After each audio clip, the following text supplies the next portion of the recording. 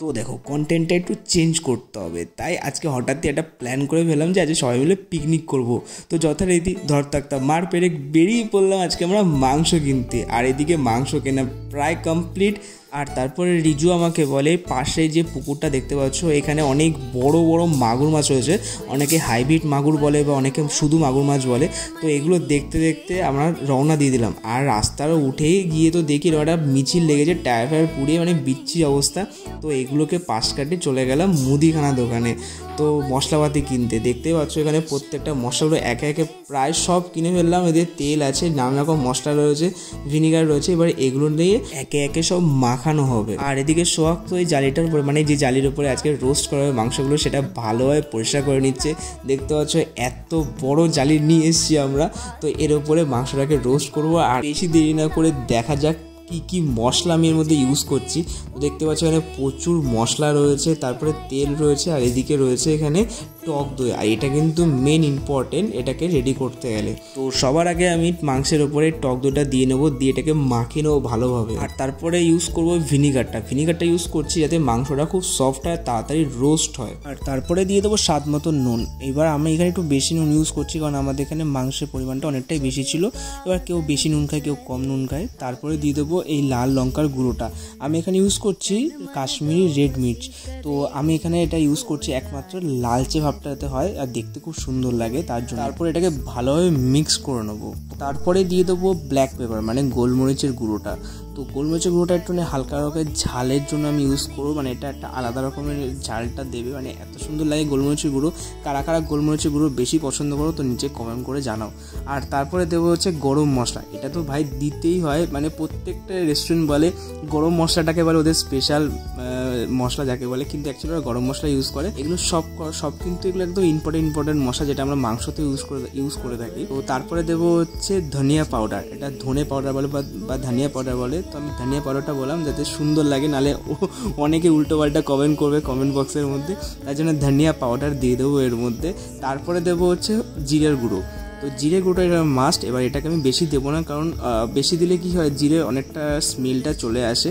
তো যেহেতু এটা আমরা রোস্ট করছি তো এটা প্রপারলি আমরা তো রান্না করব না, তার জন্য গন্ধটা বেশি না থাকে তাহলে অল্প দেবো। তারপরে দিয়ে দেবো এই লঙ্কার গুঁড়ো। হ্যাঁ তখন দিলাম হচ্ছে কালারের জন্য, মানে রেড মির্চ দিয়েছিলাম, আর এখন দিচ্ছি লঙ্কার গুঁড়ো দিলাম, মানে এটা ঝালের জন্য দিয়েছি, মানে যে যেরকম ঝাল খেতে চাও। এবার আমরা একটু বেশি ঝাল খাবো বলে আমরা বেশি করে লঙ্কা গুঁড়োটাকে মিক্স করেছি।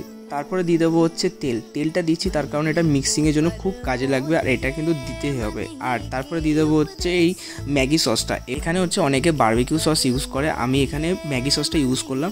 তারপরে এখানে দিয়ে দেবো জিঞ্জার গার্লিক পেস্ট মানে আদা রসুন বাটা। আর এই বাটাটাই কিন্তু এর টেস্টটাকে নেক্সট লেভেলে পৌঁছে দেয়, মানে এতটা টেস্ট হয় কি বলবো। তারপরে সব মশলাগুলোকে ভালোভাবে মিক্স করে নেবো। আর দেখতেই পাচ্ছ কোথাও মশলাতে লেগে না থাকে, এটা সবার আগে খেয়াল রাখতে হবে। তারপর এটাকে রেখে দেবো বেশ কিছুক্ষণ, প্রায় 2-2.5 ঘন্টা। তো সব কিছু প্রায় একদম রেডি। এইবার শুধু অপেক্ষা রাতের জন্য। রাতেই তো হবে পার্টিটা, কিন্তু এখানে আছে একটা টুইস্ট, মানে আমরা কেউ জানতামই না, এটার জন্য আমরা প্রস্তুতি ছিলাম না যে রাত্রিবেলা আমাদের সাথে এইটা ঘটতে চলেছে। তাহলে চলো রাতে দেখা হচ্ছে। রাতও হয়ে গেছে আর এদিকে আমরা সব কিছু গোছানো প্রায় কমপ্লিট, শেষের দিকে। দেখতে পাচ্ছ ফিটগুলো একদম ভালো করে রেডি করে নিয়েছি। আর তারপরে দিয়ে দেবো এই নেটটা, কারণ এই নেটের ওপরেই তো বসবে আমাদের চিকেনগুলো। আর তারপরে আমি একে একে সব কাঠের টুকরোগুলো এর মধ্যে দিয়ে দিতে লাগলাম। আর আমার সাথে একটু হেল্প করলো আমাদের সোহাগ ভাই, কারণ বলছে যে আমি একা কাজ করব, দাদাটা একা কাজ করছে, তার চলো আমি একটু হাত বাড়াই, তো বলে আমার সাথে একটুখানি হেল্পারি করতে লাগলো। তো প্রায় সব কিছু কমপ্লিট। এবার আগুন জ্বালানোর পালা। এবার আমি আর সোহাগ তো অনেকক্ষণ ধরে এটাকে জ্বালানোর চেষ্টা করছি, তো পারছিলাম না। অনেক চেষ্টা করছি কিন্তু হচ্ছিল না, জানি না কেন কী কারণে যেন আমি জ্বালাতেই পারছিলাম না। তারপরে বিধান বললো শর্ট আমি জ্বালিয়ে দিচ্ছি। আর দেখতে পাচ্ছ ও আসার সাথে সাথে কী সুন্দর জ্বালিয়ে দিল, আর একটু ক্যাতকুত মারলো যে ভাই আমি জ্বালিয়ে দিয়েছি। তো এত সুন্দর করে আগুনটা জ্বলেছিল না, দেখতে পাচ্ছ পুরো একদম মানে যাকে বলে বনফায়ার বা বারবিকিউ টাইপের, একদম মানে দারুণ লাগছিলো দেখতে। এবার শুধু অপেক্ষা করতে হবে এটা কতক্ষণে নেভা আজে চলে আসে, কারণ নেভা আজেই আসার পরেই আমাদের এটাকে রেডি করতে হবে। আর এদিকে তো সবাই পুরো পেঁয়াজ ফেয়াজ সব কাটতে রেডি হয়ে গেছে, পেঁয়াজ শসা ফসা কাটতে প্রায় সব রেডি।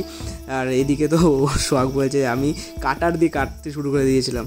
তো তারপরে আমরা ঝটাপট করে সব কিছু একদম মাংসগুলো এর উপরে দিয়ে দিতে লাগলাম। আর এখানে আমি হাত দিই, কারণ আমাদের কাছে কিছু ছিল না, মানে যাকে বলে ধত্তকটা মারপেরেক। তো এটা আমাদের পিকনিকটা ছিল, তো কিচ্ছু আমাদের করে ওঠা হয়নি, তো হাত দিয়ে সব বাটার দিচ্ছিলাম।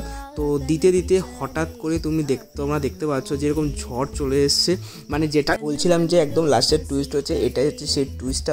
মানে আমরা আশাই করিনি যে এরকমটা হবে আমাদের সাথে, যে পুরো হাফ অবস্থাতে মানে হাফ ফ্রাই হয়েছে তখনই মানে ঝড়টা উঠেছে। এতটা খারাপ লাগছিলো কি বলবো, যে এতটা কষ্ট করে সকাল থেকে আমরা সব কিছু অ্যারেঞ্জ করলাম, লাস্টে গিয়ে এরকম ঝড়টা হবে আমরা সত্যি আশা করতে পারিনি। মানে ঝড়টা এসে পুরো আমাদের টোটাল পিকনিকটাকে ম্যাচেকার করে দিয়েছে। আর লাস্টে শেষমেশ আমরা ফ্রাই করার জন্য উপরে তিরপল নিয়ে আমরা মাংসটাকে ফ্রাই করছিলাম। মানে কি বলবো গাইস, এটা আলাদা একটা এক্সপিরিয়েন্স হয়েছিল সেদিনকে।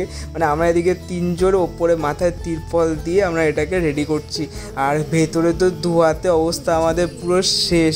মানে কি বলবো, একটা আলাদা এক্সপিরিয়েন্স। ওপরে বৃষ্টির নিচে তৈরি হচ্ছে আমাদের বারবিকিউ। আর যাই হোক, অনেক কষ্ট করে সব কিছু রেডি ফেডি করলাম, করে নিয়ে চলে এসেছি। এটা যাকে বলে 70% ফ্রাই হয়েছিল, প্রপার ফ্রাই হয়নি, আমি আগের থেকে বলে দিই। তো কী আর করা যাবে, তো এত অবধি করতে পেরেছি বৃষ্টি মাথায় নিয়ে। তো দেখতে পাচ্ছ এই হচ্ছে কন্ডিশনটা আজকে আমাদের মেনুটার, মানে রেসিপি যাকে বলে। মানে এক তো এক্সাইটেড উল্টাপাল্টা বলছি গাইস, আর কি একটু অ্যাডজাস্ট করে নিও। তো জানি না কীরকম খেতেও হয়েছিল। আর তোমাদেরকে একটু দেখিয়ে দিই বাইরে কতটা বৃষ্টি পড়ছে। তোমরা দেখতে পাচ্ছ বাইরে পুরো ধোয়া হয়ে গেছে, মানে বৃষ্টিতে এত পরিমাণে বৃষ্টি হচ্ছিলো আচমকা, মানে কয়েক মিনিটের মধ্যে পুরো ওয়েদারটা চেঞ্জ হয়ে গিয়ে এরকম বৃষ্টি নেমে পড়েছে। আর এর হচ্ছে কন্ডিশনটা। খেতে কেমন হয়েছে তোমাদেরকে একটা লেগ পিস তুলে দেখাই, কারণ লেগ পিসটা দেখতে পাচ্ছ মানে আমার এতটা টেস্টি লাগছিলো, জানি না খেতে কেমন হবে। তো খেয়ে দেখি অ্যাকচুয়ালি এটা খেতে কেমন হয়েছে, কারণ মনে হতে হচ্ছিলো 70% ফ্রাই হয়েছিল, কিন্তু খাওয়ার পরে না সত্যি ভালো লাগছিলো। মানে অতটাও খারাপ হয়নি, মানে যতটা এক্সপেক্ট করেছিলাম তার থেকে একটু ভালো হয়েছিল। তো ভিডিওটা এত অবধি, যদি তোমাদের ভিডিওটা ভালো লেগে থাকে তাহলে অবশ্যই পেজটাকে ফলো করে দিও, আর যারা ইউটিউব থেকে দেখছো তাহলে অবশ্যই চ্যানেলটাকে সাবস্ক্রাইব করে দিও। তো দেখা হচ্ছে নেক্সট ভিডিওতে, তখন থেকে বাই।